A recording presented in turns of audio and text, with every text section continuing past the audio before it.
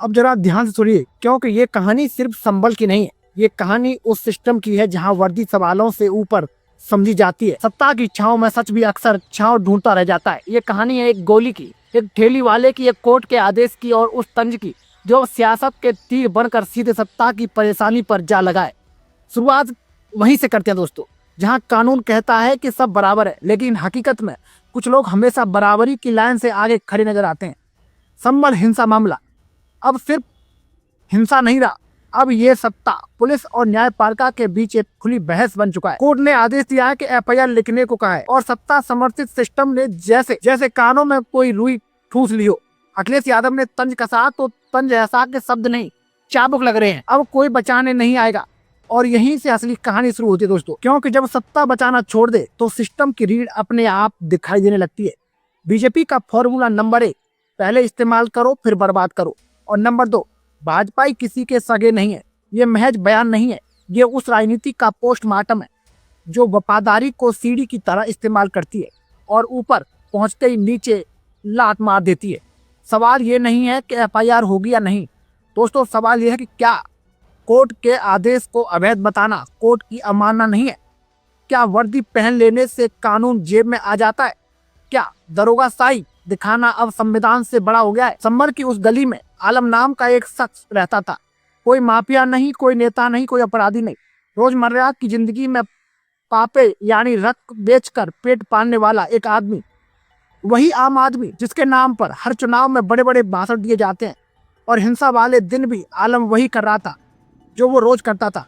ठेली लगाई, रस्क बेचे और सोचा होगा कि भाई आज भी दिन कट जाएगा, लेकिन उसे क्या पता था कि उस दिन कानून की बंदूक से निकली गोली उसकी जिंदगी का हिसाब बदल देगी। इलाके में भीड़ थी, तनाव था और पुलिस थी, वही पुलिस जिससे आम आदमी सुरक्षा की उम्मीद करता है। लेकिन उसी पुलिस की फायरिंग में आलम को गोली लगती है और गोली लगते ही आलम भागता है, जान बचाकर अस्पताल दर अस्पताल घूमता है, लेकिन इलाज कहीं नहीं मिलता। शायद इसलिए क्योंकि गोली उसे नहीं, सिस्टम को लगी होती तो इलाज फौरन ही हो जाता। उसके पिता लिखित शिकायत देते हैं पुलिस अधीक्षक को, लेकिन फाइल शायद किसी दराज में सो जाती है और कोई सुनवाई नहीं, कोई कार्रवाई नहीं, और सब पीड़ित पक्ष अदालत का दरवाजा खटखटाता है। सीजीएम कोर्ट यहाँ अब भी कानून किताबों में जिंदा है। सुनवाई होती है, तथ्य देके जाते हैं और कोर्ट कहता है कि एफआईआर दर्ज करो। सिर्फ एक नाम नहीं दोस्तों, बल्कि सभी संबंधित पुलिस कर्मियों के खिलाफ। तत्कालीन सर्कल ऑफिसर अनुज चौधरी, अमित तोमर और 15 से 20 अन्य पुलिसकर्मी, यानी आदेश साफ है। लेकिन अब सिस्टम की असली परीक्षा शुरू होती है। कोर्ट का आदेश आते ही सवाल उठता है, क्या पुलिस कानून के अधीन है या कानून पुलिस के अधीन? संभल के एसपी कहते हैं कि फिलहाल एफआईआर दर्ज नहीं होगी, अपील करेंगे, यानी कोर्ट के आदेश पर ब्रेक। क्या यही कानून का राज है? क्या यही न्यायिक सम्मान है? अखिलेश यादव यही तंज कसते हैं दोस्तों कि भाई अब बड़े अधिकारी कोर्ट के आदेश को अवैध बता रहे हैं और सवाल उठाते हैं कि क्या ये कोर्ट की अवमानना नहीं है?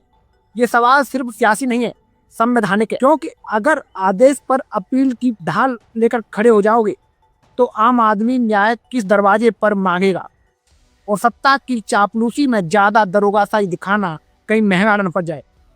ये चेतावनी सिर्फ एक अफसर के लिए नहीं, पूरे सिस्टम के लिए है दोस्तों, क्योंकि इतिहास गवाह है कि सत्ता बदलती है लेकिन फाइलें वही रहती हैं। आज जो आदेश को चुनौती बता रहे हैं, कल वही आदेश उनके लिए मिसाल बन सकता है। और बीजेपी के फॉर्मूले पर अखिलेश का तन इसलिए चुभता है क्योंकि वो सत्ता के व्यवहार का आईना दिखाता है। पहले इस्तेमाल करो फिर किनारे कर दो। आज जो अफसर सत्ता के सबसे भरोसेमंद माने जा रहे हैं, कल वही अकेले बैठकर याद करेंगे कि भाई किसके लिए नियम तोड़े गए थे और किसके लिए कानून तोड़ा था और किसके लिए संविधान को साइड में रखा था। दोस्तों, संबल मामला अब सिर्फ एफआईआर का नहीं है, ये उस सवाल का है कि भाई क्या पुलिस जवाबदेह है? क्या कोर्ट का आदेश अंतिम है या फिर सत्ता की मर्जी से तय होगा कि भाई कौन आरोपी बनेगा और कौन सुरक्षित रहेगा? वकील कमर हुसैन साहब कहते हैं कि यह न्यायालय का आदेश है और पुलिस को पालन करना ही होगा। नहीं किया गया तो हाई कोर्ट का दरवाजा खटखटाएंगे। यानी लड़ाई अभी लंबी है, लेकिन इस लड़ाई में सबसे बड़ा सवाल वही है, आलम को गोली क्यों लगी, इलाज क्यों नहीं मिला, शिकायत क्यों नहीं सुनी गई, और अब कोर्ट के आदेश पर भी सवाल क्यों उठ रहे हैं? दोस्तों क्या इसलिए क्योंकि आरोपी वर्दी में है? क्या इसलिए क्योंकि सत्ता का आशीर्वाद है? या इसलिए क्योंकि आम आदमी की कीमत आज भी सिस्टम में सबसे कम है? अखिलेश यादव का तंज दरअसल उसी आम आदमी की आवाज है जो सीधे नहीं सुनी जाती तो व्यंग बनकर सामने आती है। ये तंज बताता है कि भाई लोकतंत्र सिर्फ वोट डालने से नहीं चलता बल्कि जवाबदेही से चलता है, और जब जवाबदेही खत्म होगी तो तंज ही आखिरी हथियार बचता है। संभल की ये कहानी आने वाले वक्त में सिर्फ एक केस नहीं रहेगी दोस्तों, ये मिसाल बनेगी कि कोर्ट के आदेश के सामने सत्ता झुकती है या सिस्टम अकड़ दिखाता है। और इसी जवाब पर तय होगा कि भाई कानून सच में अंधा है या आंखें बंद करके हुनर सीख रहा है। और अब कहानी के आखिर में सवाल सिर्फ संभल का नहीं रह जाता, सवाल पूरे उत्तर प्रदेश का बन जाता है। सवाल ये बन जाता है कि भाई अगर कोर्ट का आदेश भी सत्ता की फाइलों में अटक जाएगा तो इंसाफ आखिर जाए तो जाए कहाँ? जिस देश में न्यायपालिका आखिरी उम्मीद मानी जाती है वहां अगर उसके आदेश को भी चुनौती नहीं बल्कि टालने की आदत बन जाए तो लोकतंत्र की बुनियाद हिलना तय है। आज आलम है, कल कोई और होगा। आज गोली संभल में चली है, कल कहीं और चल सकती है। फर्क सिर्फ इतना है कि नाम बदल जाएगा लेकिन सिस्टम वही रहेगा। अखिलेश यादव का तंज इसलिए खतरनाक है क्योंकि वो सीधे उस नस पर हाथ रखता है जहां सत्ता को दर्द होता है। वो कहता है अब कोई बचाने नहीं आएगा, और सच यही है कि जब सत्ता अपना हाथ खींच लेती है तब वर्दी भी अकेली पड़ जाती है। इतिहास गवाह है कि सत्ता के सबसे वफादार सिपाही भी वक्त आने पर फाइलों में आरोपी बन जाते हैं। आज जो आदेश को अवैध बता रहे हैं कल वही आदेश उनकी ढाल भी छीन सकता है। कानून का राज तभी मजबूत होता है दोस्तों जब वर्दी कानून के नीचे खड़ी दिखे, न कि कानून वर्दी के सामने झुका हुआ। अगर कोर्ट के आदेश पर एफआईआर नहीं होगी तो सवाल सिर्फ अवमानना का नहीं बल्कि भरोसे का होगा। दोस्तों आम आदमी का भरोसा उस भरोसे का जो हर बार पुलिस की गाड़ी देखकर कहता है चलो कोई तो है जो हमारी सुनेगा, लेकिन जब वही गाड़ी का डर कारण बन जाए तो लोकतंत्र का चेहरा डरावना हो जाता है। संभल केस में एसपी का बयान बताता है कि सिस्टम अभी भी खुद को अदालत से ऊपर समझने की गलती कर रहा है, और यही गलती अक्सर सबसे महंगी पड़ती है क्योंकि कानून देर से सही लेकिन सवाल जरूर पूछता है। आज नहीं तो कल, आज निचली अदालत में नहीं तो हाई कोर्ट में, और अगर वहां भी नहीं होगी तो इतिहास की अदालत में जहां कुर्सी नहीं होती सिर्फ फैसले होते हैं। और इस पूरे मामले पर सबसे बड़ा अफसोस यह है कि गोली खाने वाला आलम आज भी इंसाफ की राह देख रहा है।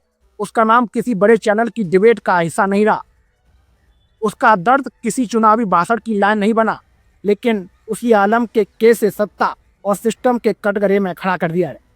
और यही लोकतंत्र की खूबसूरती भी है और ताकत भी। सवाल उठते रहेंगे, तंज कसते रहेंगे, और शायद इसी शोर में कहीं इंसाफ की आवाज़ जिंदा रहेगी। क्योंकि अगर तंज भी चुप हो गया तो समझ लिए लोकतंत्र सच में खतरे में है। तो दोस्तों मैं था आपके साथ मुकेश उपाध्याय। अगर आपको ये मेरी जानकारी अच्छी लगी हो तो कमेंट बॉक्स में जरूर बताएं। जय हिंद, जय भारत।